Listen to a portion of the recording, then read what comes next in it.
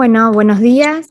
Vamos a dar comienzo a este tercer encuentro dentro del quinto ciclo de webinarios de Derecho Constitucional entre la Universidad de Oviedo y la Universidad de Buenos Aires, organizado por la Cátedra de Derecho Constitucional del Dr. Raúl Gustavo Ferreira y el Departamento de Derecho Constitucional de la Universidad de Oviedo. La conferencia de hoy se trata sobre inteligencia artificial y derechos fundamentales. Expondrán Miguel Ángel Presno Linera de la Universidad de Oviedo y María Alejandra Perícola de la Universidad de Buenos Aires. Comienza con la exposición Miguel Ángel Presno Linera. Él es doctor en Derecho con premio extraordinario y catedrático de Derecho Constitucional en la Universidad de Oviedo. Perdón, se me fue la pantalla.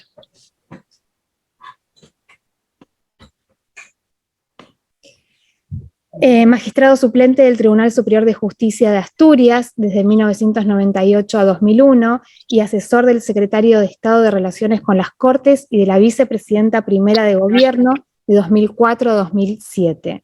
Miembro del Comité de Ética del Hospital de Harrio desde 2013 y del Comité Asesor y de Seguimiento de la COVID-19 en Asturias desde 2020. Ha realizado estancias de investigación en las universidades de La Sapienza, Pisa, Regensburg, Friburgo, Oporto y Nueva York. Dirección o coordinación de 4 tesis doctorales que han obtenido la máxima calificación, coordinador entre 2015 y 2019 del Máster en Protección Jurídica de las Personas y los Grupos Vulnerables, autor de numerosas publicaciones sobre partidos políticos y derecho electoral, y parlamentario, teoría general de los derechos fundamentales, libertad de expresión, libre desarrollo de la personalidad y derecho de inteligencia artificial. Los 2 últimos libros son sobre libre desarrollo de la personalidad y derechos fundamentales, de Marcial Pons, 2022, y Derechos Fundamentales e Inteligencia Artificial, Marcial Pons, 2022. Promotor del Centro de Estudios sobre el Impacto Social de la Inteligencia Artificial de la Universidad de Oviedo, editor del blog El Derecho y el Revés. Miguel Ángel Presno Linera, entonces le damos la palabra. Muy bien, buenas tardes desde España, buenos días para vosotros. Muchas gracias, María Fernanda Lombardo, por la presentación. Quiero agradecer a Raúl Gustavo Ferreira, al profesor Raúl Gustavo Ferreira y al profesor Benito Alaiz, que me hayan invitado a participar en esta nueva edición de los webinarios y en general agradecerles por la ya larga trayectoria que tienen estos encuentros entre nuestras respectivas universidades. También quiero pedir disculpas retroactivas porque en los 2 primeros webinarios de este año no pude conectarme porque estaba con clases. Nosotros hemos acabado las clases la semana pasada, pero en las anteriores emisiones yo no me pude conectar. Bueno, es un gusto compartir también este webinar con María Alejandra Perícola. Yo voy a hablar de tiempo prudencial, espero que no más allá de 20-25 minutos, de lo que aquí denominamos el derechos fundamentales e inteligencia artificial. Espero que podáis ver la presentación que he preparado, que trata de ser gráfica, veremos bastantes imágenes, pero también un cierto contenido pedagógico, ¿no? Los puntos que quería tratar es, en primer lugar, hablar de la inteligencia artificial y el derecho, cómo surge la inteligencia artificial y la progresiva conexión que va teniendo con el ámbito del derecho y en qué medida estamos en un ámbito científico y en qué medida todavía nos movemos en el ámbito de la ficción. Al tiempo que comento esto, identificando algunas de las cuestiones que formarían parte del segundo punto, ¿no? Que es el impacto o la incidencia de la inteligencia artificial en concretos derechos fundamentales. En tercer lugar, me gustaría hablar, aunque sea brevemente, de cómo a su vez la inteligencia artificial puede permear, puede afectar, no ya a concretos derechos en particular, sino a la teoría general de los derechos fundamentales. Y también en qué medida eso puede obligar a transformaciones en nuestro Estado social y democrático de derecho, que yo creo que no es una exageración, además de Estado social y democrático de derecho, es ya un Estado algorítmico o un Estado digital. Y por último, y ahí lo pongo también entre interrogantes, trataré de llevar algún tipo de conclusión. Digo entre interrogantes porque me parece que en este ámbito, tanto en el plano tecnológico como en el plano jurídico, pero sobre todo en el plano jurídico todavía tenemos más preguntas que respuestas, ¿no? Comenzaré mostrando algunas fotos que tienen que ver con la vigencia de la inteligencia artificial en la actualidad, pero que también nos permiten ir aproximándonos un poco al segundo punto, ¿no? A la incidencia de la inteligencia artificial en concretos derechos fundamentales. Ahí aparecen a la parte de arriba de la pantalla dos fotos muy conocidas, quizás una más que otra. En la primera de ellas aparece el Papa con un atuendo, diría que madridista en términos futbolísticos, vaticanista. Es una foto creada por inteligencia artificial y que se viralizó, como se dice ahora, hace relativamente pocas semanas, ¿no? Ahí ya era una foto tratada con inteligencia artificial, pero se podría intuir, se podría anticipar que se trataba de una foto manipulada, en el sentido, repito, de tratada con inteligencia artificial. La foto que aparece al lado es una foto relativamente reciente, quizás no tan conocida, es la foto que ganó originariamente el concurso que convocó la empresa Sony este año. Digo que ganó originalmente porque una vez que se conoció el fallo del jurado, un jurado formado por especialistas en fotografía, el autor de la foto dijo que la había hecho con inteligencia artificial y que por tanto renunciaba al premio porque entendía que eso no era el objeto del premio, pero lo había presentado como una suerte, no sé si de provocación, pero para poner de relieve lo lejos que se puede llegar en el tratamiento de la imagen con estas tecnologías, ¿no? Y abajo, digamos, si esto puede ser la parte más clara, más diáfana y en principio no tan problemática, abajo aparecen dos noticias muy recientes, una de ellas de esta semana, que nos muestran, quizás también, al menos la parte política tenga que ver con lo que comente María Alejandra, ¿no? El impacto que pueden tener estas tecnologías, por ejemplo, en los procesos políticos, ¿no? Ahí hay una noticia en la que uno de los candidatos de las elecciones a la presidencia de Turquía, cuya primera vuelta fue ayer domingo, uno de esos candidatos se retiró de los comicios como consecuencia de la divulgación de un vídeo un vídeo de contenido sexual, en el cual él aparecía. Luego parece que el vídeo resulta que era un vídeo que estaba manipulado, que era un vídeo falso, pero que ya había producido el efecto que se estaba buscando, que es generar una situación en la que esta persona se sintiese incómoda y acabó apartándose del proceso electoral, ¿no? Y a continuación aparece la imagen de una noticia también relativamente frecuente de un tipo concreto de deepfakes, es decir, de la manipulación de la imagen haciendo aparecer a una persona en una situación en la que realmente no estaba allí. En este caso se trata de películas pornográficas en las que aparentemente está participando una persona famosa que realmente no es ella, sino que se ha producido una manipulación de la imagen, ¿no? Esto a veces se utiliza con la finalidad de chantajear a esta persona pidiendo dinero a cambio de la no divulgación de este vídeo, ¿no? Pero volviendo también a la parte positiva, pues aquí nos encontramos con noticias que nos dicen que la inteligencia artificial ya supera a los humanos en el análisis de ecografías de diagnóstico cardíaco, o que los secretos de la estructura básica de la vida han sido desvelados por la inteligencia artificial. Es decir, el impacto que tienen estas técnicas en el ámbito de la medicina, de la biotecnología, es impresionante y creo que nadie, o al menos casi nadie, estaría dispuesto a renunciar a las ventajas que esto supone. Pero en estos claroscuros, pues también hay que hacer mención a algo en lo que a veces no se repara tanto, que es el impacto de la inteligencia artificial en las cuestiones medioambientales y ecológicas por el alto coste de consumo eléctrico que suponen ese tipo de tecnologías. Esa foto que aparece ahí tan colorida, que al menos para mí, que no sabía muy bien, no lo sabía antes de verla, que puede parecer una empresa química, una empresa de tratamiento de aguas o de lo que sea, pues realmente es una empresa de tratamiento de datos, ¿no? Y en la foto que está a su lado se habla del coste en términos de consumo de agua que suponen estas energías. Insisto, consumo de agua y consumo eléctrico. En un estudio reciente sobre el consumo que lleva a cabo la empresa que ha generado y que ha comercializado el famoso chat GPT, al que volveré más adelante, se dice que en un mes puede gastar la energía equivalente a una ciudad de 175.000 habitantes. Es decir, tiene un impacto extraordinariamente alto. Bueno, esta foto que he manipulado yo, creo que de manera artificial, pero quizás no tampoco de manera muy inteligente, bueno, resume un poco lo que quiero decir en relación con el uso de la inteligencia artificial, ¿no? Parafraseando el famoso título de este libro de Umberto Eco, quizás él hablaba de apocalípticos e integrados.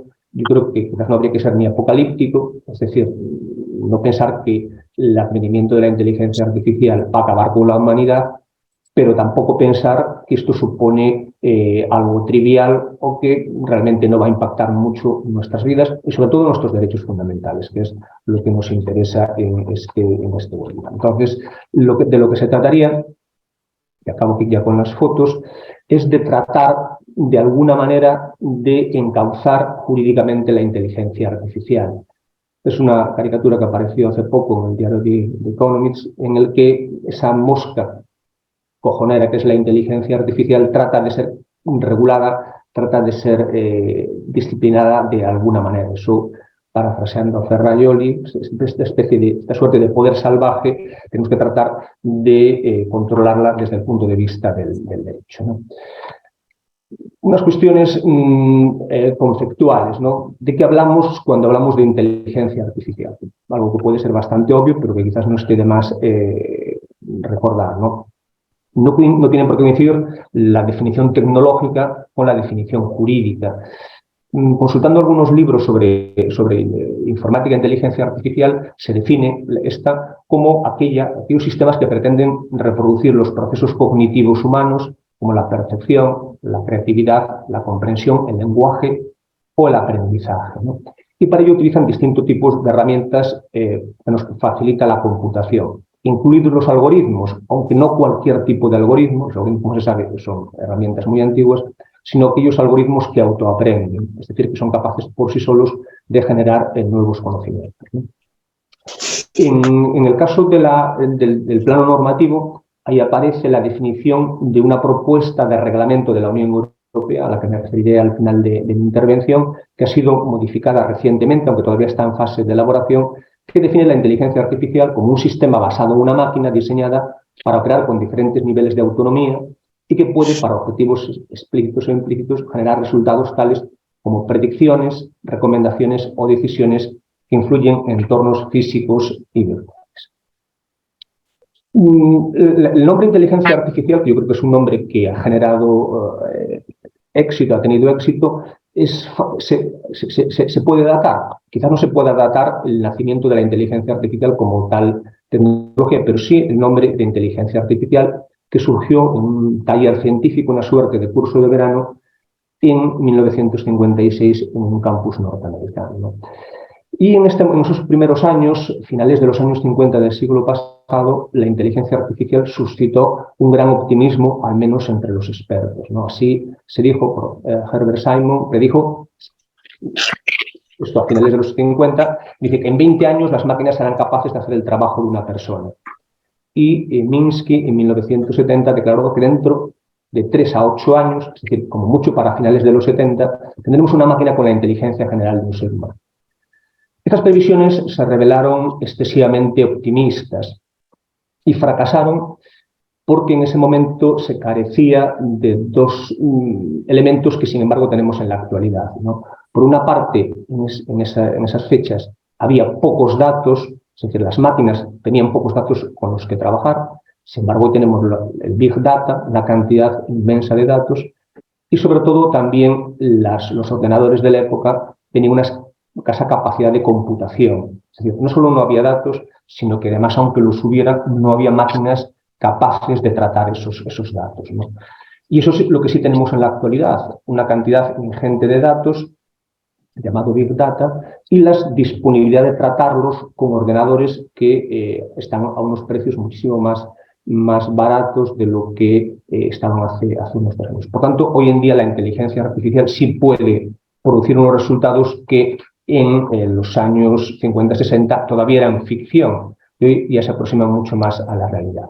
Por tanto, se podría decir, utilizando la máquina protagonista de la famosa película 2001, una odisea del espacio, una película del año 1968, que HAL 9000 ya está aquí, ¿no? Es decir, ya ha llegado la inteligencia artificial, ¿no?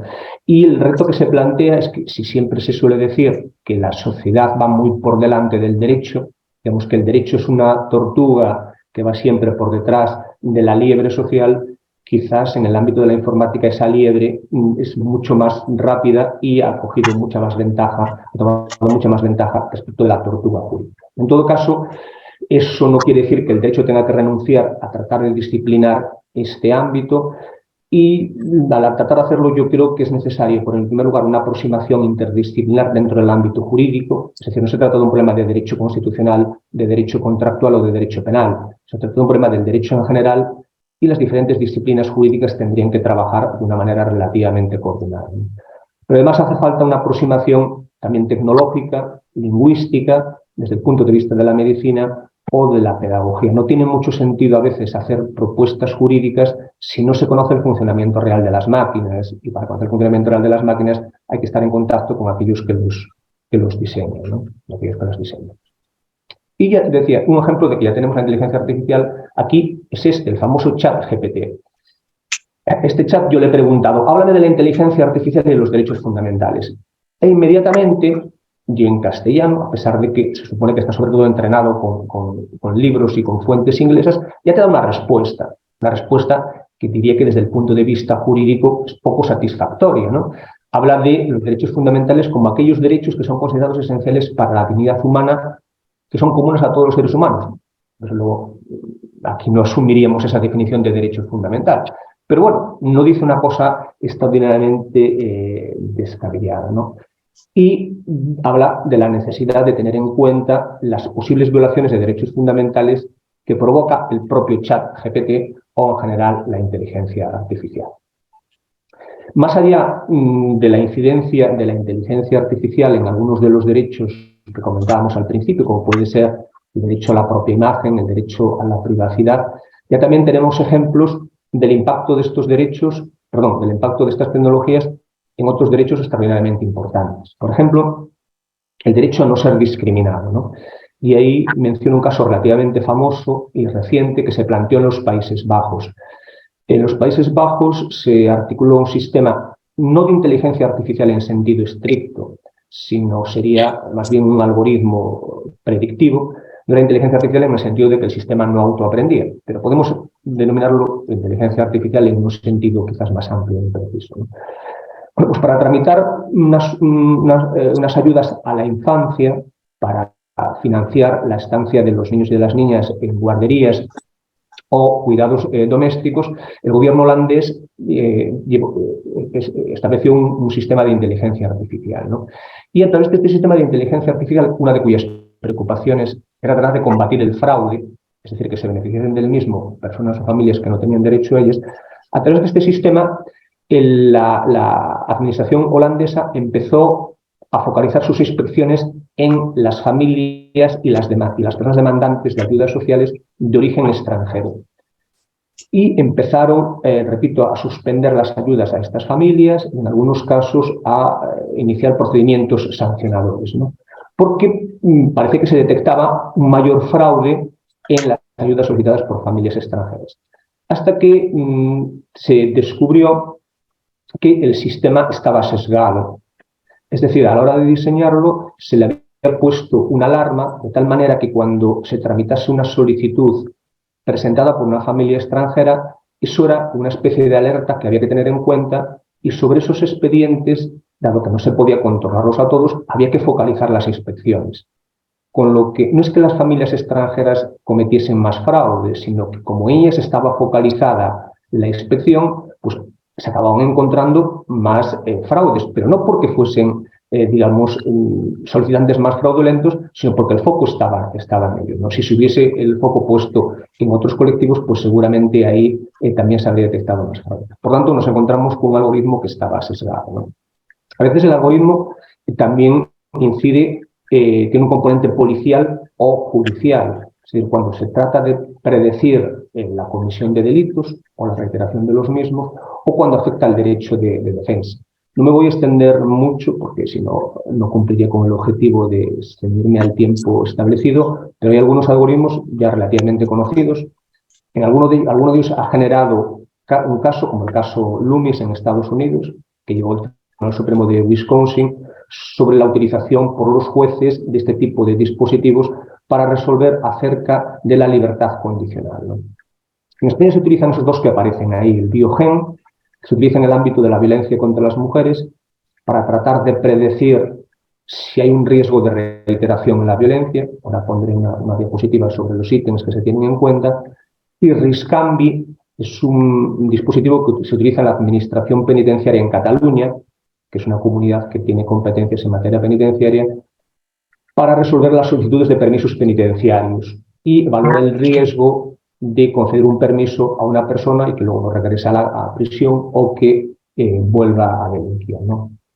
En el caso de la violencia de género, este es el formulario que se cubre cuando una mujer acude a una comisaría a presentar una denuncia por violencia de género. Entonces, él o la gente que la atiende le va preguntando esas 35 cuestiones que aparecen ahí. Y sin que la gente haga nada, al final de la entrevista, el sistema Biogen hace un pronóstico de peligrosidad o de la peligrosidad a la que está expuesta esa mujer que ha denunciado. Y en función del pronóstico se pueden adoptar o no una serie de medidas cautelares que pueden afectar a la persona denunciada, porque puede suponer una orden de alejamiento, la salida del hogar familiar, la pérdida de contacto con sus hijos, etcétera, etcétera, ¿no? Entonces es un sistema en el que es público esto que aparece ahí, pero no se sabe cómo puntúa cada uno de estos indicadores. Esta es una de las críticas a veces que se hacen a este tipo de dispositivos. La poca transparencia y la nula explicabilidad. Es decir, no sabemos cómo puntúa cada una de estas cuestiones, ¿no? Y por tanto, el saber cómo puntúa y el saber cómo puede influir, pues afecta evidentemente a los derechos de las personas. Al margen de que a la hora de diseñar esto no es un problema algorítmico, sino es un problema de decisión de política criminal. ¿En qué se quiere incidir? Si en la prevención del delito o en la garantía de los derechos de la persona denunciada. Otros ámbitos en los cuales pueden incidir estas tecnologías son, por ejemplo, en los ámbitos del derecho de reunión, a través del control remoto de los rasgos biométricos, o incluso en el derecho de huelga, ¿no? Si a través de estos dispositivos se puede establecer una serie de esquirolaje electrónico, de tal manera que aunque se convoque una huelga en una empresa, el mantenimiento electrónico de la misma, pues haga inoperante desde un punto de vista de las reivindicaciones de los trabajadores esa situación de huelga, ¿no? Y por último, no me extiendo más sobre estos derechos, quizás hable mi compañera con posterioridad sobre ellos, está la incidencia que pueden tener estas tecnologías en los procesos políticos en general y en las campañas electorales en particular. Campañas electorales que cada vez serán más campañas electrónicas y menos campañas analógicas, ¿no? Y bueno, pues el impacto que esto puede tener en un proceso electoral, antes ponía el caso ese de Turquía, pues me parece más que bien, ¿no? Bien, con todas estas ejemplos sobre el impacto de la inteligencia artificial en concretos derechos, ya abordaría las últimas partes de mi intervención, que es una intervención meramente aproximativa, ¿no? Para poner el foco en este tipo de problemas, más que para, repito, tratar de dar demasiadas soluciones, ¿no? Y es el impacto de la inteligencia artificial, no ya en estos concretos derechos, sino en la teoría general de los derechos fundamentales, ¿no? Entonces, en este ámbito hay varios interrogantes.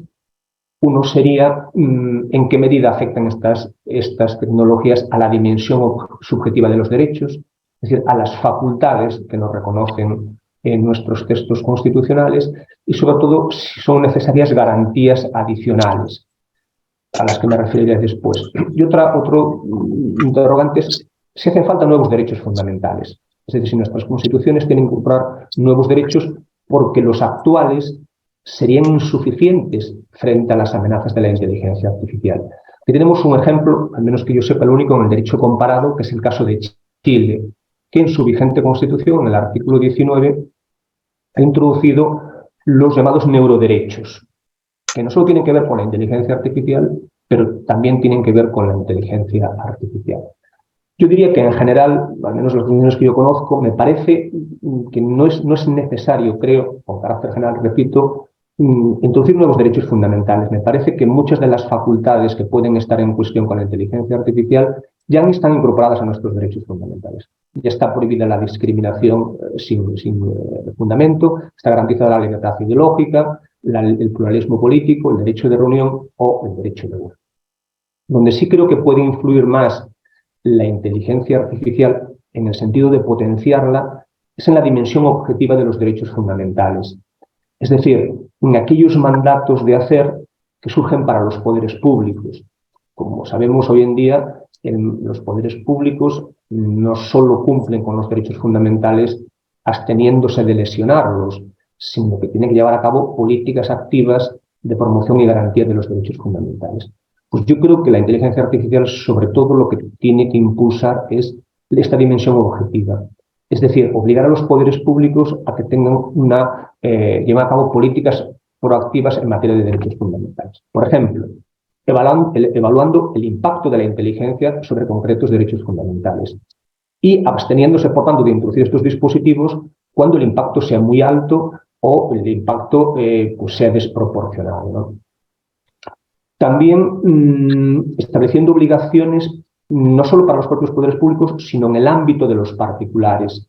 Por ejemplo, en España, la llamada Ley Rider, que trató de disciplinar las condiciones laborales de los repartidores, estableció que los dispositivos que se utilizaban para asignar los encargos tendrían que ser más transparentes de los que eran e informar a los representantes de los trabajadores en la empresa para que verificasen que no había un trato preferente de unos trabajadores respecto de otros, ¿no?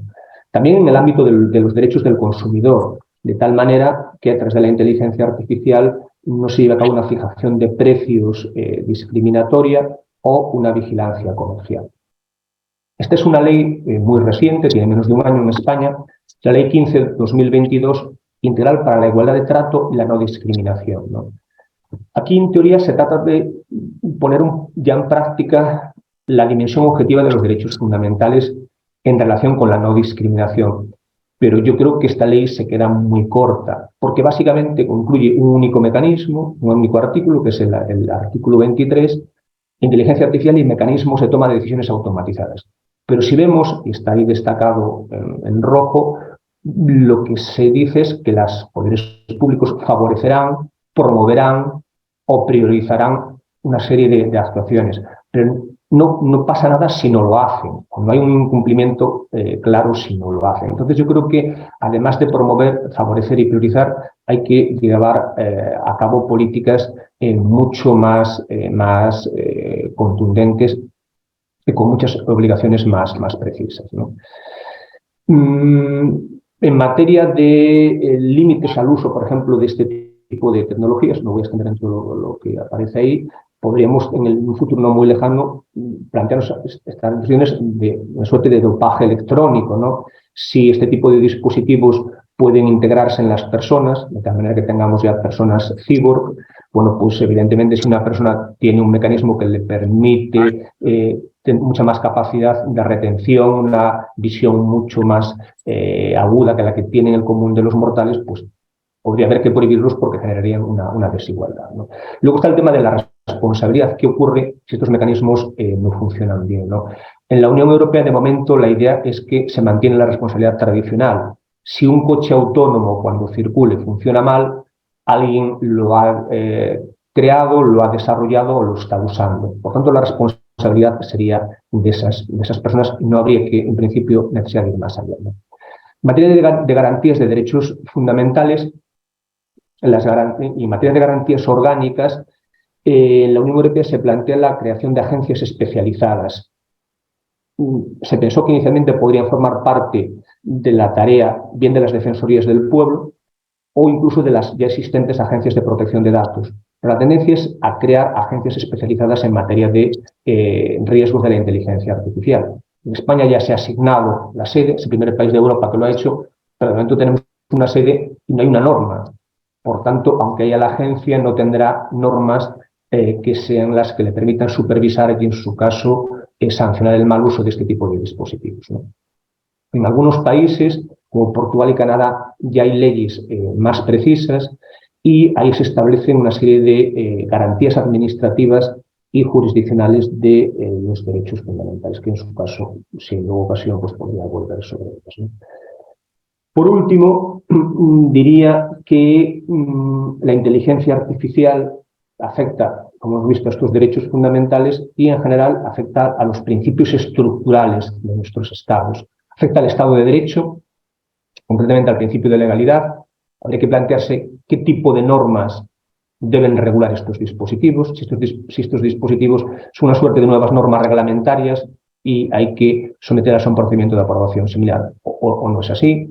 Hay que evitar las cajas negras y, por tanto, fomentar la transparencia, la explicabilidad, es decir, el acceso a los algoritmos, y tiene que haber un control jurisdiccional de la aplicación de este tipo de herramientas.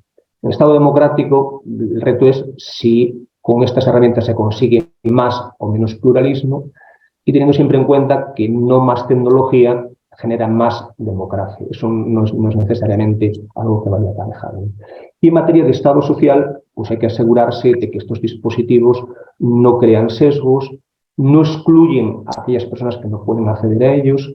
Hace falta una alfabetización por parte de la ciudadanía para que sepa que está interactuando con ese tipo de dispositivos, y hay que tener en cuenta la prohibición sobre los derechos fundamentales en las relaciones entre particulares, entre trabajadores y empleadores, por ejemplo. Normalmente, cuando hacemos una presentación, bueno, un par de cuestiones, tenemos que tener en cuenta un marco más global que el marco de los estados. En Europa ahora hay un proyecto de reglamento que sería una norma que se aplicaría a todos los estados en el ámbito de la Unión Europea, y luego en el ámbito del Consejo de Europa también se está elaborando un convenio que es no tan preciso como el de la Unión Europea, pero quizás, precisamente por no ser tan preciso, quizás al final pueda resultar más eficaz. Así que en alguna ocasión, cuando tengo alguna ponencia de este tipo, acabo con esta diapositiva, pero ahora puedo acabar con esta, que es la respuesta del chat GPT, para agradecer vuestra atención en relación con esta charla sobre inteligencia artificial y derechos fundamentales, que si no al menos la charla de pretextos pueda resultar útil. Muchas gracias. Bueno, muchas gracias, doctor Presno. Hay un momento que tengo acople. Le voy a dar ahora la palabra a la doctora María Alejandra Perícola. Ella es abogada, licenciada en Ciencias Políticas, especialista en Justicia Constitucional y Procesos Constitucionales y máster en Derecho Electoral. En la Facultad de Derecho de la Universidad de Buenos Aires es profesora adjunta regular de Derecho Constitucional y de Teoría del Estado. Es investigadora adscripta del Instituto de Investigaciones Jurídicas y Sociales Ambrosio Gioja, en el que actualmente dirige el Seminario de Investigación sobre Participación Política Inclusiva. Es directora académica del Observatorio de Derecho Electoral y se especializa en el estudio de la representación política, los sistemas electorales y los partidos políticos. María Alejandra, te dejo la palabra entonces. Buenos días, ¿se escucha bien? Bueno, muchas gracias. Agradezco, por supuesto, la invitación para participar de este quinto ciclo de webinarios organizados por la Universidad de Buenos Aires y la Universidad de Oviedo. Saludo a la distancia a los directores de este ciclo de webinarios, el profesor doctor Benito Aláez Corral y al profesor doctor Raúl Gustavo Ferreira, al profesor Diego Doblapián por su inconmensurable tarea de coordinación para que hoy podamos estar conectados desde Argentina, desde España, yo concretamente hoy desde la ciudad de Salta. Saludo también y le envío un gran abrazo a María Fernanda Lombardo y, por supuesto, al prestigioso expositor de este panel, al doctor Miguel Presno Linera. Y, por supuesto, agradezco a todos los que están presencialmente en la Facultad de Derecho de la Universidad de Buenos Aires y a los que han podido acceder vía Zoom a este encuentro. Yo voy a tomar como base, por supuesto, la exposición del doctor Presno Linera. Yo me adentré bien en el estudio de este tema con el libro que mencionó María Fernanda, uno de los últimos libros editados por Marcial Pons sobre derechos fundamentales e inteligencia artificial, y digamos que esto me sirvió de inspiración para tocar un tema muy concreto, el cual también un poquito mencionó el doctor Presno Linera, que tiene que ver con los procesos electorales en la era digital, ¿sí? Nosotros ya hemos escuchado en estos minutos una panorámica de la incidencia de la inteligencia artificial en una serie de derechos fundamentales. Y entonces yo quisiera en estos minutos, así dejamos un poco de espacio para preguntas o algún intercambio de ideas, concentrarme en el concepto de la democracia digital, o también llamada o denominada democracia electrónica, o también conocida como e-democracia, es decir, la utilización de las nuevas tecnologías de la información y la comunicación por parte de los gobiernos para facilitar el control de la gestión pública mediante el fortalecimiento y la transparencia del proceso político, es decir, cómo se difunde la información, cómo se puede acceder a esa información y a partir de esto mejorar la cuestión relacionada con la formación de la opinión pública y siempre con el gran objetivo que persiguen todas las democracias, que es poder ampliar y mejorar en cuanto a la calidad la participación política de las ciudadanas y los ciudadanos. Todos coincidimos en que el Estado democrático se define porque la fuente de legitimación va a ser el poder electoral. Esta es una idea que yo tomo de uno de los tantos escritos del doctor Raúl Gustavo Ferreira, nuestro titular de cátedra, y a partir de esto entonces podemos hacer un análisis un poquito más fino, más pormenorizado con relación a la cuestión electoral y a la cuestión de la participación política. Es muy importante para cualquier democracia, y esto ya lo decía Ortega y Gasset en la Rebelión de las Masas, el procedimiento electoral, para hablar de una democracia con calidad, con transparencia, con éxito, en definitiva. Entonces, cuando hablamos de procedimiento electoral, todos sabemos que este procedimiento abarca desde que se convoca a una elección, pasando por la oficialización de las listas, la presentación de las candidaturas, las reglas que se establecen para la campaña electoral, para el financiamiento político, las reglas además más específicas en cuál va a ser el instrumento de votación, si va a ser un formato de boleta tradicional de papel, o un formato de boleta única electrónica, o un formato de voto electrónico, o un formato de voto por correo. ¿Cómo se van a establecer reglas para emitir el sufragio, para contabilizar los votos en una mesa? ¿Cómo se van a resolver las cuestiones contenciosas en el marco de un proceso electoral, e incluso cuestiones de índole penal? Es decir, el procedimiento o el íter procedimental de las cuestiones electorales es muy amplio, es muy abarcativo, y siempre tenemos que tratar, y en esto es responsable la justicia electoral, tratar de cumplir todos esos objetivos, asegurando en primer lugar la legalidad, la certeza, la objetividad, la imparcialidad, la autenticidad de este proceso y, por supuesto, la transparencia. Como yo les mencionaba, este íter procedimental desde el punto de vista electoral es amplísimo. En estos minutos yo quisiera concentrarme solo en dos cuestiones. Una cuestión que es más bien positiva en el marco de lo que denominamos democracia digital, y una cuestión que es un poco más controversial y que tiene algunos aspectos negativos. En el primer caso me voy a referir a el gobierno abierto, ya adelanto, como una cuestión que tiende a ser muy positiva en cuanto al desarrollo de la democracia, y en segundo lugar, unas breves palabras con algo que el doctor Presnolinera ya adelantó y que dedujo que yo podía llegar a referirme a eso, que es la cuestión de la importancia que tienen hoy por hoy las redes sociales en el marco de la comunicación política. Entonces, con relación al primer tema, es decir, el gobierno abierto, todos entendemos que esto es un nuevo paradigma o un nuevo modelo que hoy por hoy promete fortalecer los sistemas democráticos y promete mejorar la calidad, la eficacia y la eficiencia de los gobiernos, con el objetivo de transparentar los procesos públicos en general y los procesos electorales en particular. Gracias a los avances, y por eso digo esta es una cuestión positiva, gracias a los avances en cuanto a la recolección de datos y al manejo de las tecnologías, ahora es más fácil que nunca acceder a información sobre procesos electorales.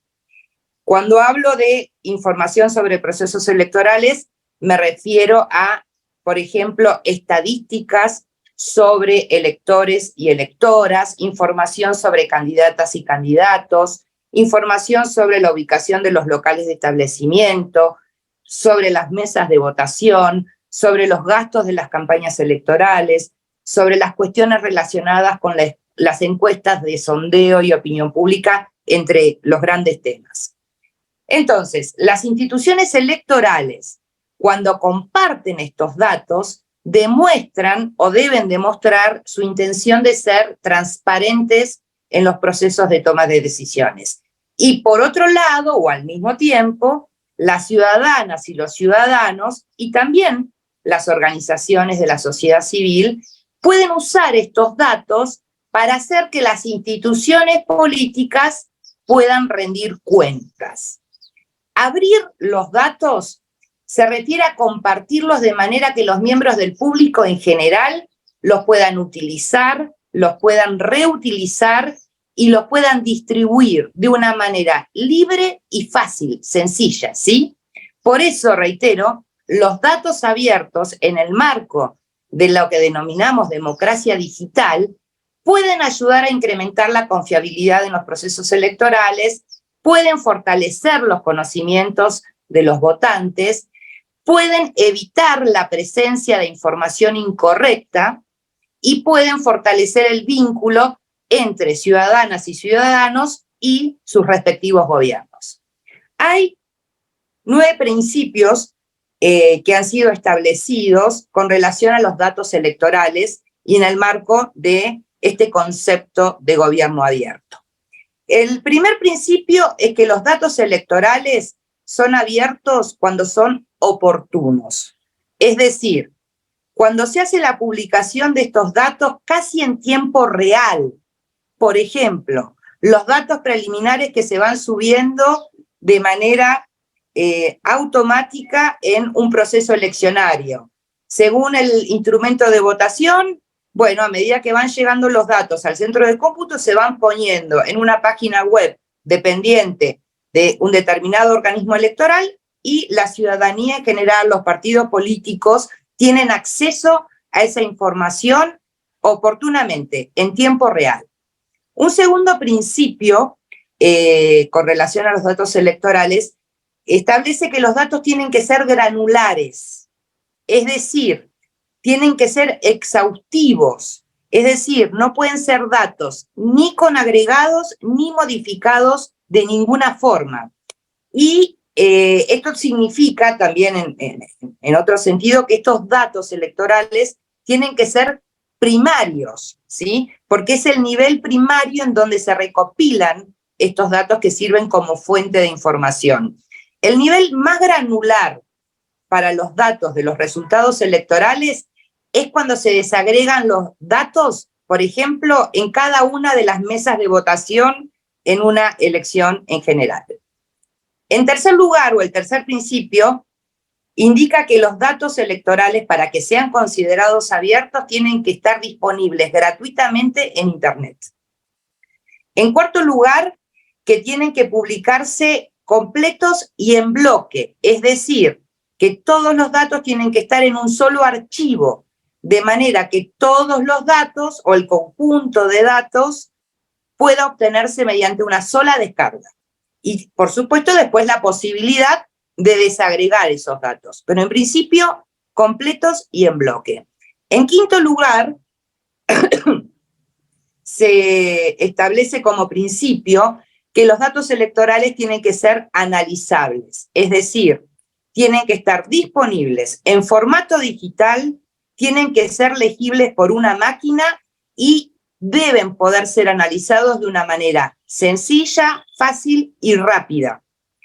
El sexto principio indica que los datos electorales abiertos no pueden ser exclusivos, es decir, hay que utilizar formatos como el CSV tabular o XML o JSON, que son considerados formatos abiertos.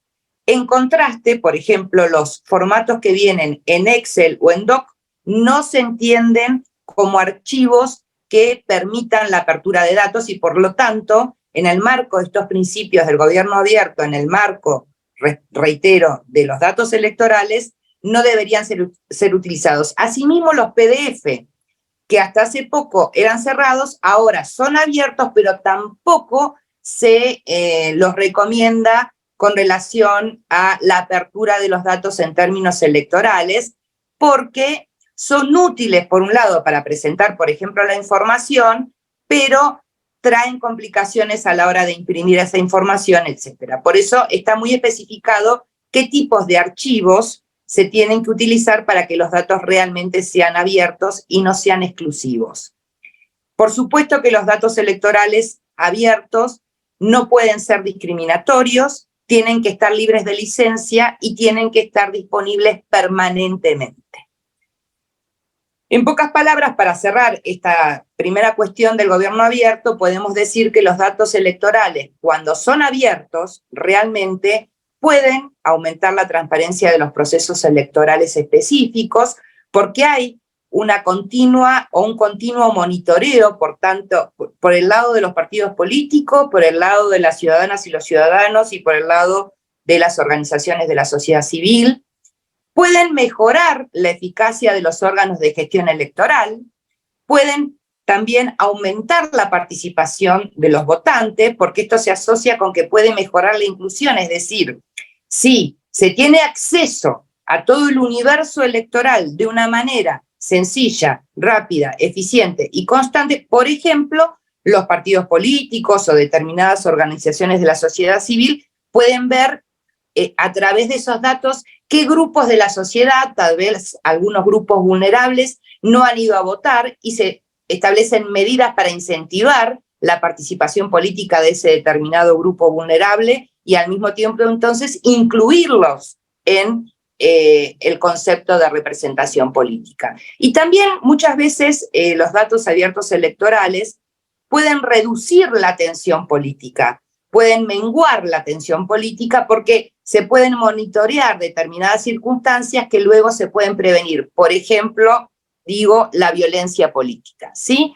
Por ejemplo, se puede también reducir la tensión cuando los propios partidos políticos, con estos datos de elecciones anteriores, pueden hacer proyecciones con relación a esta elección y entonces, digamos, en términos coloquiales, los ánimos en términos político-partidarios se presentan como más calmados mientras van llegando los datos de una determinada elección. El tema de los datos abiertos en Argentina desde el punto de vista del proceso electoral se ha desarrollado, pueden ingresar, por ejemplo, a la Cámara Nacional Electoral y ya en la primera pantalla aparecen las distintas versiones de los datos abiertos que se presentan siguiendo todos estos principios a la ciudadanía en general. Vamos a poder observar datos abiertos con relación a la participación política de las mujeres, de los jóvenes, de otros grupos vulnerables, con relación a los partidos políticos, con relación al financiamiento político, con relación a las encuestas y sondeos de opinión. En este momento yo no puedo, como estoy de tránsito por la ciudad de Salta, no puedo compartir con ustedes un PowerPoint en donde pudiéramos mostrar cómo están presentados los datos abiertos, pero los invito a entrar a la página y verlos por ustedes mismos.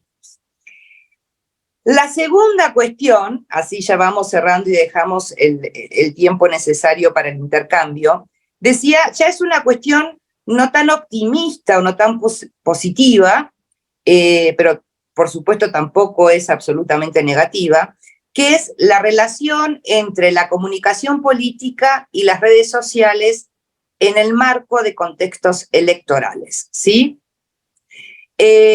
Todos coincidimos en que el uso de las redes sociales se ha transformado en uno de los medios más importantes, si no el más importante, para la comunicación política.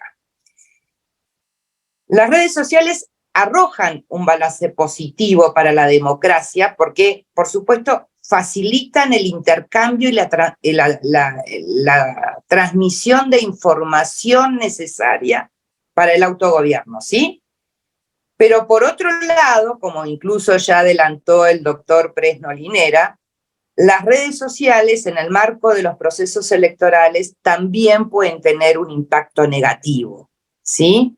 Y en particular, también como ya se ha mencionado, la cuestión negativa se observa cuando aparecen las noticias falsas o las fake news en términos políticos. Y vinculado con las noticias falsas, la generación de cápsulas de información o cámaras de resonancia, que significa la tendencia a recibir y reproducir solamente aquella información alineada con las propias ideas o con las propias perspectivas. ¿Qué significa esto? Se puede conducir a la creencia automática en informaciones falaces y a la vez aparece la cuestión de que puede existir incapacidad de discernir contenidos que son verdaderos. Y este efecto puede ser manipulado por grupos de interés para promover sus propios objetivos, incluso objetivos contrarios a la propia democracia o a la propia estabilidad democrática o a el procedimiento electoral en general. Esta cuestión también se asocia con la fragmentación, la polarización y la radicalización. Esto se ve claramente cuando un grupo de personas con pensamientos o ideas comunes o afines terminan por tener una visión aún más extrema de su posición original. Y entonces acá aparece un grave problema para la democracia, porque esto puede devenir, tal como nos indicaba el profesor Fresno Linera, en que, por ejemplo, un candidato decida desistir de su candidatura, o puede incidir en que se produzcan situaciones de violencia política y otras consecuencias que, reitero, aparecen como desestabilizantes respecto de la forma democrática de gobierno.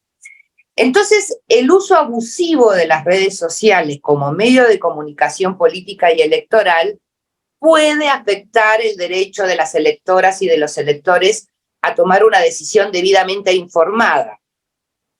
Puede desvirtuar, entonces, la visión que van a tener las ciudadanas y los ciudadanos respecto de las candidatas, los candidatos y las propuestas que ellos presentan para un determinado proceso electoral. El desafío puntual que existe hoy por hoy en el marco de la democracia digital es la necesidad de lograr una regulación que no implique una restricción irrazonable al derecho de la libertad de expresión.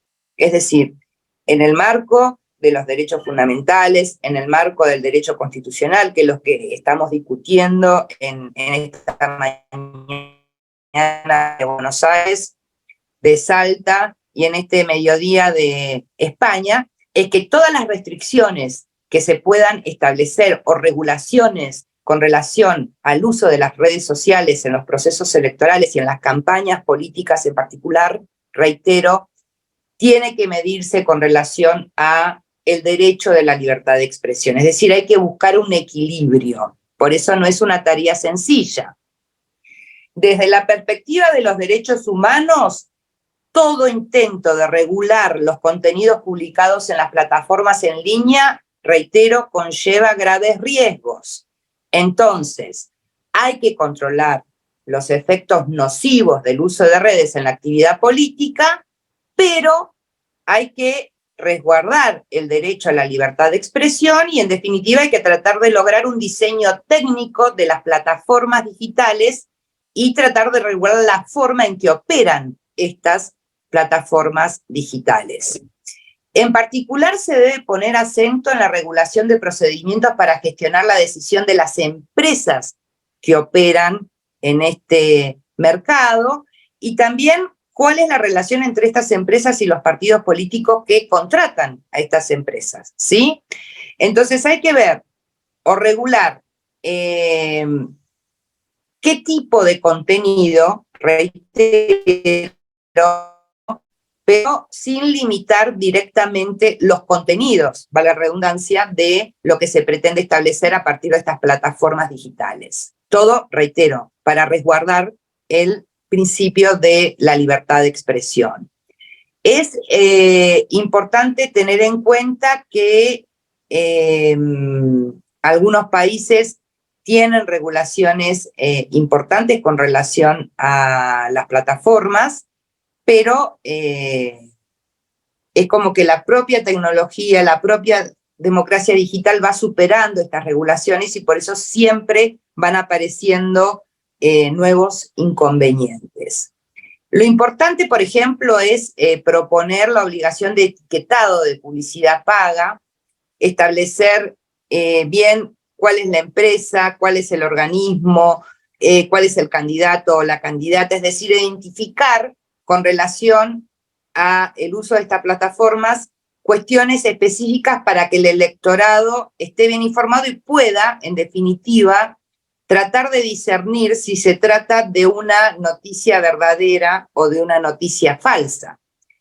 Hay que buscar un modelo híbrido regulatorio en este sentido, en donde la autoridad electoral en el país de que se trate pueda, por un lado, regular que la información electoral en la campaña sea adecuada, sirva para que el elector pueda decidir su voto, pueda participar de una campaña electoral de manera libre, pero también que sea equitativa dentro del fair play democrático y que entonces no derive en una cuestión nociva o negativa. En pocas palabras, la relevancia que han adquirido las redes sociales a la hora de la comunicación política desde el punto de vista electoral, reitero, exige debatir una regulación que se oriente a asegurar los objetivos democráticos, la libertad, la pluralidad de información, el juego limpio en la campaña electoral, pero sin recurrir en restricciones irrazonables sobre la libertad de expresión. La democracia digital nos deja o nos va dando cuestiones positivas con relación al acceso a la información, pero también tenemos que ir analizando, entre otras cuestiones, estos efectos negativos, como es el de las fake news o las noticias falsas, entre otras cuestiones. Bueno, muchas gracias por la atención y ahora sí, seguimos con el programa. Bueno, muchas gracias, María Alejandra. Muchas gracias a todos los participantes. Ahora, ya que tenemos unos minutos, voy a abrir a preguntas. Si es que alguien quisiera hacer alguna pregunta o alguna observación, sí. Graciel. Buenos días, ¿me oyen bien? Sí. Voy conectar o fone e acho que talvez meu som melhor. No. ¿Me oyen bien? Sí. Muy bien. ¿Consegue escutarme? No. Bien? Hola. Soy brasileña. Quero dar os parabéns primeiramente a quem organiza, o professor Dr. Gustavo Ferreira, que me ajuda. Muito obrigada também, Maria Fernanda, por estar intercedendo. Las maravillosas exposiciones de Dr. Miguel Fresno. Já anotei todos tus contatos e tu site, tu Twitter, e vou acompanhar. Me interessei muito pelas palavras que escutei acá. E também a professora doutora, solo um pouquinho, porque preciso falar tu nome, que é muito importante, sempre dá. Maria Alejandra Pericola, muitas graças, doutora Maria Alejandra. Gostaria muito de trocar contigo, vou tentar falar, vou tentar resumir, porque sei que o tempo é curto e muitas pessoas podem querer falar. Estou agora tentando um pré-projeto de teses doutorales que fala sobre o exercício efetivo da democracia na era da pós-verdade. E vou tentar fazer um quadro comparado do que está acontecendo na América Latina, correto? Pelo menos entre Brasil e Argentina, estas comparações vão ser feitas. Vocês bem sabem, vou pedir licença com muita humildade para falar em minha língua materna, talvez seja mais fácil, ok? É português. Então, o Brasil, como vocês bem devem acompanhar, sofreu e tem sofrido bastante com as fake news. Nós acabamos de voltar de um período de Idade das Trevas, no governo Bolsonaro, onde eles conseguiram mover uma máquina tão absurda de fake news com o auxílio da máquina do Trump, né, diretamente ligado ao Steve Bannon e etc. E isso que me inspirou a fazer esse pré-projeto de tese, que é basicamente, eu fiz algumas anotações aqui, para que o eleitor se informe, né? Considerando que a inteligência artificial veio e está posta, e nós temos muitas coisas boas, né, a esse respeito, que o governo aberto, como falou muito bem a professora Maria Alejandra, é bueno porque podemos acompanhar e auditar nós outros. Vou misturar português e espanhol, não tem jeito. Podemos nós acompanhar e diretamente auditar os dados, e isso é algo inédito, isso é muito bom. E esses dados têm que ser, sim, os dados primários, e nós temos que lutar por essa auditoria. Mas aqui no Brasil nós sofremos a fake news de que a urna eletrônica era fraudada, e não existia possibilidade de auditar, porque era inauditável, e até os militares se envolveram nisso, e isso é muito perigoso. Mas, só uma questão, eu quero muito trocar com a senhora doutora, então depois vou tentar conseguir tu contato. Então, eu acho que vou fazer a... Graciel, perdón, ¿podría pedirte si concretamos? Sí, só una última observación. Precisamente la pregunta, así le damos lugar también a otro. Sí. Porque é o seguinte, acá estamos às voltas com um projeto de lei para regular as redes justamente contra as fake news no âmbito político, pero sofremos duas grandes intentadas das Big Techs. A Google diretamente colocou-se contra esse projeto de lei, e o Telegram falou que o projeto de lei iria cercear a liberdade de expressão. Então, estamos entre uma linha muito fina entre liberdade de expressão e entre como garantir que os cidadãos, de fato, escolham seus representantes que irão por eles falar pelos próximos 4 anos, pelo menos no caso do Senado, 8 anos. E eu gostaria de saber se a senhora teria algum exemplo de alguma regulação que já deu, que já conseguiu algum intento nesse sentido, além da União Europeia, que está tropeçando.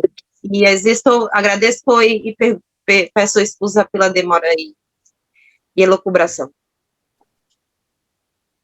María Fernanda me preguntó a mí... Perdón, entendí que sí. Era para Alejandra.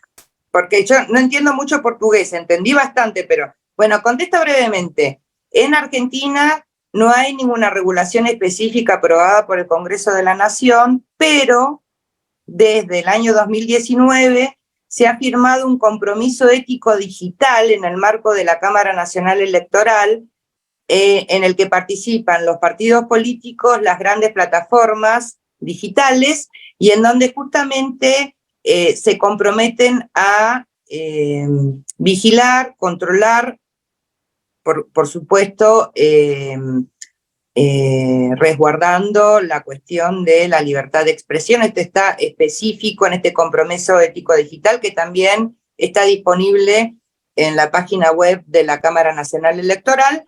Y bueno, en este compromiso se reconoce explícitamente la dificultad de contrarrestar la manipulación de contenido digital, ¿sí? Pero al mismo tiempo se aclara que es necesario mantener y resguardar la libertad de expresión, porque es un instrumento necesario para garantizar al mismo tiempo la libertad de información y la formación de la opinión pública. Es decir, era lo que yo decía hace un momento, de que se necesita una regulación en tanto híbrida, en donde hay que tener cuidado por defender un derecho fundamental, y esto también tiene que ver con los datos personales yo no pude referirme a eso en los 15 minutos, pero es como que siempre está la tensión de dos derechos. Bueno, los derechos, los datos personales por un lado, la libertad de expresión por el otro, es como que hay que buscar un término medio para que efectivamente exista un control desde el punto de vista digital en cuanto a la opinión pública, en cuanto a las noticias falsas, pero todavía, digamos, no ha habido un consenso general por parte de la clase política en Argentina para establecer un marco regulatorio propiamente dicho respecto de la utilización de las redes sociales para la comunicación política en los procesos electorales. Si me permitís brevemente un par de cuestiones nada más en relación a lo que planteaba Graciela. Por una parte, yo creo que Brasil ha sido un buen ejemplo en el sentido de que su sistema electoral de urna electrónica presencial es un sistema transparente y en cierta medida explicable. Es decir, cuando se inicia un proceso electoral en Brasil, el software electoral, que es una cosa interesante, es de propiedad pública, ha sido desarrollado por el Tribunal Superior Electoral, es accesible a todas las candidaturas. Entonces, todas las candidaturas pueden chequear y verificar que el sistema no está manipulado. Por eso, esos intentos de deslegitimación del sistema, bueno, no tuvieron éxito, ¿no? Yo pude seguir el escrutinio electoral en Brasil y en poco más de 3 horas se habían escrutado 150 millones de votos y no hubo realmente, digamos, motivos para cuestionar el sistema, ¿no? En relación al tema de las fake news y su regulación, por lo que yo sé, en Europa, Francia ha tratado de regularlas. Hay una ley francesa que trata de combatir las fake news en periodo electoral y preelectoral. Es decir, viene a decir que noticias que en los 6 meses previos a un proceso electoral pueden afectar de una manera importante al resultado del proceso, pueden, digamos, ser controladas, y hay un procedimiento incluso jurisdiccional que trata de, en su caso, por una parte, mantener la libertad de expresión política, pero al mismo tiempo tratar, repito, de evitar que ese tipo de noticias puedan influir en el resultado electoral. Yo, de todas maneras, soy un poco escéptico porque me parece que a veces el derecho llega hasta donde llega, ¿no? Y seguramente si alguien quiere alterar un proceso electoral no va a divulgar la noticia con mucha antelación. Lo tratará de hacer 2 o 3 días antes de las elecciones, de la manera más verosímil posible y de tal manera que aunque después se sepa que era falso, igual el efecto ya se ha conseguido. Pero al menos sí sé que en Francia hay esta legislación. Bueno, muchas Perfecto, gracias. muchas gracias, doctor Fresno. Muchas gracias, doctora Alejandra. Tengo una pregunta del doctor Raúl Gustavo Ferreira para el doctor Miguel Fresno. Dice, desde 1637, con la publicación del discurso de Descartes, la razón es igual por naturaleza en todos los hombres, en 1776, la Declaración de la Independencia de Estados Unidos, redactada por Jefferson y Otis, todos los hombres son iguales. Estas dos ideas, acaso la misma, se encuentran en todas nuestras constituciones del siglo XIX y del siglo XX. En su disertación, el profesor Fresno mencionó a los cyborgs, en tanto el derecho va a la velocidad de una tortuga, como imagina él, ese futuro inmediato, con entes que no nacieron por nacimiento natural, ¿cómo hace el Homo sapiens desde hace 250.000 años? Bueno, ahí lo que plantea el profesor Gustavo Ferreira tiene que ver con algo que cada vez va a ser más factible, ¿no? Digamos, la hibridación entre lo humano y la máquina, ¿no? Que ya hay una hibridación, por ejemplo, muy positiva. Pensemos, por ejemplo, en las personas que tienen algún tipo de discapacidad y que tienen prótesis, ¿no? Y que entonces aquí la parte mecánica es fundamental para tratar de igualar a esas personas, para ponerlas en una situación de igualdad de condiciones.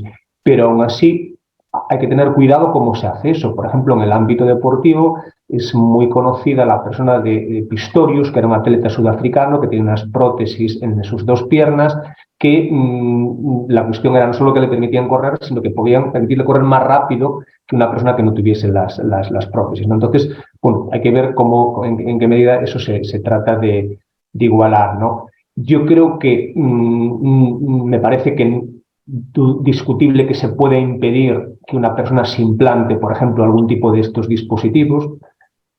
Lo que se trataría era de que si tiene un componente sanitario y, por tanto, de mejora de la calidad, se garantice la igualdad de tal manera que todas las personas puedan acceder a ellas o puedan acceder en la mayor medida posible. Porque aquí también habrá una cuestión de costes económicos, ¿no? En el ámbito de la medicina, el impacto de la inteligencia artificial es más que evidente, ¿no? Y quizás el ojo clínico, que al menos que se decía en España antes, que no es un ojo humano, seguramente será un ojo electrónico. Entonces, por una parte, yo creo que hay que fomentar la igualdad de tal manera que este tipo de ventajas no dejen atrás a nadie, pero por otra parte tampoco que permitan competir en desigualdad de condiciones. De tal manera, insisto, que si en el futuro este tipo de cuestiones, este tipo de ventajas se pueden generalizar, habrá que ver en qué medida pueden introducir unas nuevas desigualdades.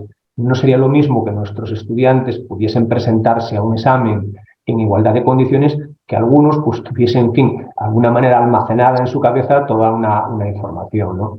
Y eso también nos plantea, supongo, y aquí hablo desde el plano exclusivamente docente, la necesidad quizás de cambiar nuestra manera de ser docentes o de valorar, ¿no? Si con el chat, este famoso GPT, yo creo que nuestros estudiantes ya lo estarán usando. Si simplemente usando ese dispositivo pueden aprobar, igual es que no estamos haciendo las preguntas correctas, ¿no? Habrá que evaluarles de otra manera. Pero me parece que es un brindis al sol prohibirlo. No, esto no se va a poder utilizar. Bueno, pues me parece que igual lo mejor es que lo puedan utilizar, pero de tal manera que no se adultere, digamos, la cierta equidad entre los estudiantes. Bueno, muchas gracias por la respuesta. Y levantó la mano Diego Dolabgian, así que adelante. Hola, ¿qué tal? ¿Cómo están? Bueno, primero mostrarles que estamos en el aula con los alumnos que han seguido la exposición y quería hacer dos comentarios que son preguntas dirigidas tanto al profesor Presno como a la profesora Perícola, y también quería sumar a los profesores Alaez Corral y Ferreiras, que querían hacer una apreciación. Una es más normativa y otra es más de actualidad. La normativa es que la Constitución española, en el artículo 44, habla de que los poderes públicos deben promover la investigación científica y técnica en beneficio del interés general. Que no habla de inteligencia artificial, porque ya se dijo que las cuestiones no hacen, al menos en el derecho comparado, no hacen directa mención de esto, pero hay algún tipo de sustento en torno al avance de la tecnología y el beneficio general.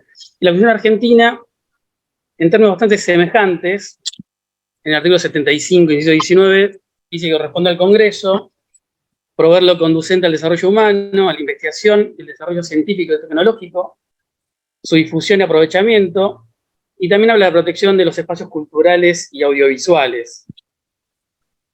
Creo que en estos dos casos estamos hablando de normas que se dirigen a los poderes públicos y los invitan, digamos así, a que promuevan, incentivan, protejan los desarrollos tecnológicos.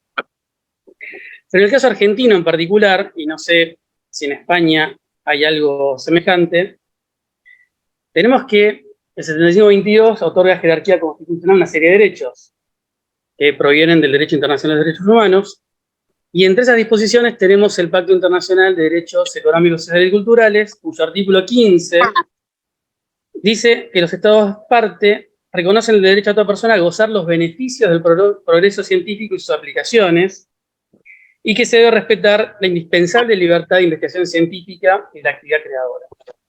Es decir, que las constituciones, si bien no hablan de inteligencia artificial, parece que sí, por lo menos proveen alguna plataforma para que justamente los desarrollos tecnológicos, actualmente en este caso, la investigación en torno a la inteligencia artificial se desarrolle, es decir, es algo que por lo menos los Estados no deberían impedir. Pero claro, por otro lado tenemos una serie de derechos y garantías, por eso estuvieron haciendo referencia, que generan marcos, límites, contornos para el avance de la inteligencia artificial. Entonces, en ese sentido, la pregunta más abstracta y más normativa sería, si se les ocurre, brevemente, ¿dónde podría estar el punto de equilibrio entre las dos cuestiones? Y la segunda cuestión, que es más de actualidad, es que la semana pasada, según me enteré, está en los medios, se desarrolló una huelga en Hollywood por parte de los guionistas. Guionistas que, entre otras cuestiones, no solamente reclamaban cuestiones salariales, sino ciertos temores respecto del avance de la inteligencia artificial, porque la inteligencia artificial está aprendiendo a escribir guiones a partir de los guiones escritos por humanos, y todo supone, o presupone, o hace pensar que en un par de años, incluso así se ha dicho, va a haber una película de punta a punta escrita por inteligencia artificial y que va a ser una buena película, sin necesidad de la intervención de guionistas humanos. Y la pregunta es, ¿qué va a pasar con los abogados? Dentro de 5 años, ¿vamos a necesitar abogados? ¿O directamente las demandas y las sentencias que las escriban la inteligencia artificial? Muchas gracias. Bueno, trato por lo que a mí corresponde, de contestar. Lo último que has planteado, la verdad es que me parece muy interesante.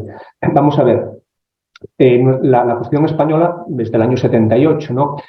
Y aunque evidentemente hoy haríamos una Constitución distinta, tiene una cosa que es interesante. Ya en el artículo 18.4 dice que la ley, digamos, prevendrá contra los usos de la informática. Es una cosa muy embrionaria, pero ahí ya se atisbaba que esto podría suponer algún tipo de problema, ¿no? Entonces, un principio, como sabéis, que es muy presente en el ámbito jurídico, es el principio de precaución.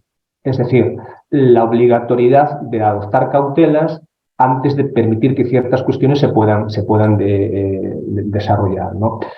Entonces, en este sentido, la Unión Europea, porque es lo que se está haciendo en Europa, básicamente se está haciendo en el ámbito de la Unión Europea. Si quiere aprobar un reglamento, que es una norma vinculante para los países miembros.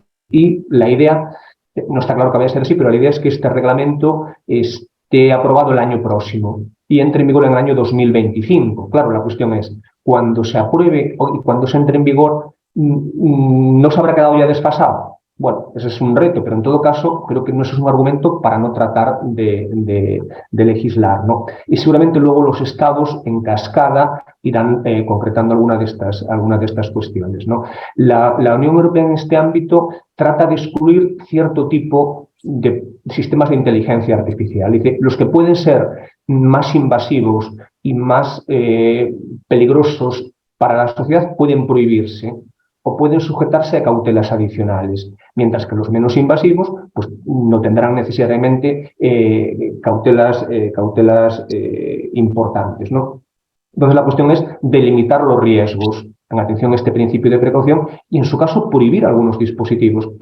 ¿Cuál es el problema? El problema es que una cosa es la investigación y otra cosa es la regulación. En la investigación, quien va muy por delante de todos es China. Y en segundo lugar, Estados Unidos. Son los países que tienen más patentes en este ámbito y en los que la investigación va mucho más avanzada. Es decir, esa liebre está muy lejos. Y Europa trata, si no de ser una tortuga, bueno, ir espabilándose un poco. Europa es consciente, cuando hablo de Europa me refiero a la Unión Europea, es consciente de que no puede competir en la tecnología. Entonces trata de competir ofreciendo una regulación.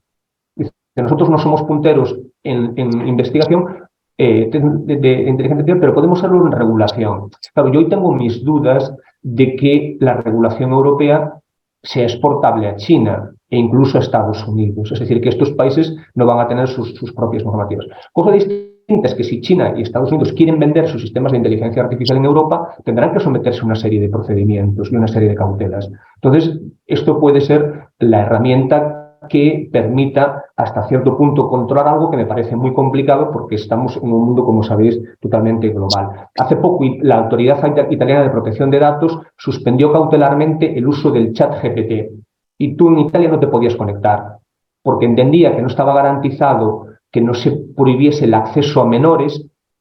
Yo tengo serias dudas de que otro tipo de dispositivos lo controlen efectivamente, pero bueno, decía, como no se puede garantizar que no están haciendo menores y como no se puede garantizar que se está haciendo un uso abusivo de los datos que facilitan los usuarios, porque yo cuando entro en el chat GPT estoy dejando mis datos también, y eso le sirve para alimentarse y para ir mejorando. Entonces, en Italia se suspendió cautelarmente. Y las agencias europeas se han planteado, bueno, la cuestión esta, pero de momento eso no está prohibido, ¿no? Y yo esto que se ha dicho de vamos a dejar 6 meses, vamos a paralizar la investigación en inteligencia artificial, francamente me parece que no sirve para nada.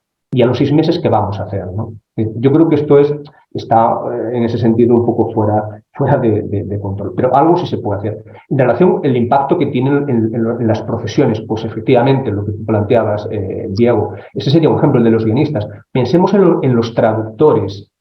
La calidad de los programas de inteligencia artificial para hacer traducciones buenas ha mejorado de una manera brutal. Es decir, ya no es evidente que la traducción está hecha por una máquina, sino que la traducción que hace la máquina es una traducción muy buena. El mundo de la fotografía, por ejemplo, el propio mundo de nuestro como docentes, ¿no?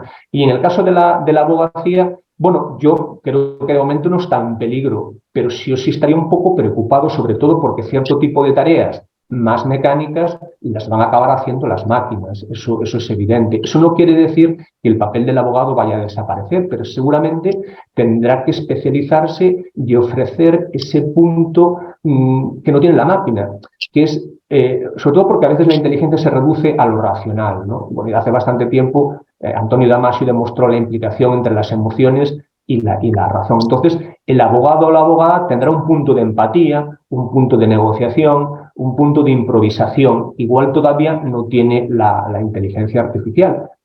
Pero sí, desde luego, uno de los retos que suponen este tipo de dispositivos es el impacto en las profesiones. Y en el ámbito, repito, policial ya se está utilizando inteligencia artificial y en el ámbito judicial también. Entonces habría que plantearse no solo si el trabajo de los abogados está en peligro, sino en qué medida puede estarlo el trabajo de los jueces, ¿no?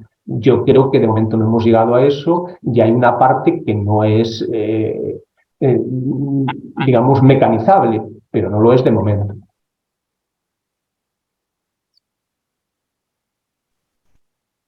Bueno, muchas gracias por la respuesta. No sé, María Alejandra, si vos querés agregar algo.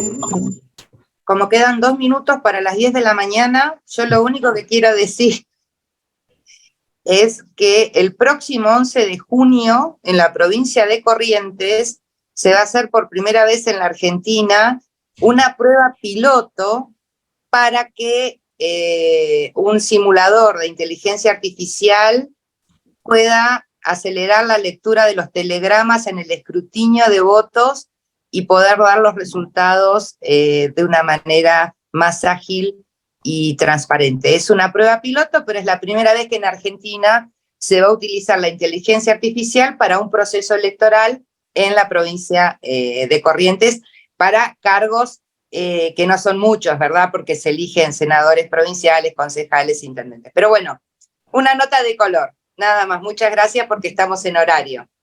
Bueno, muchas gracias entonces al doctor Miguel Presno y a la doctora María Alejandra Perícola por la exposición, gracias por la participación al doctor Benito Aláez Corral, al doctor Raúl Gustavo Ferreira, a la organización de Diego Labjian, y entonces doy por concluido el webinario del día de hoy. Muy bien. Chao, hasta la próxima. Chao. Hasta luego. Chao. Chao Paco, chao Benito, chao Miguel, chao Alejandra. Chao, hasta la Nos próxima. vemos. Gracias María Fernanda, gracias Diego. Gracias.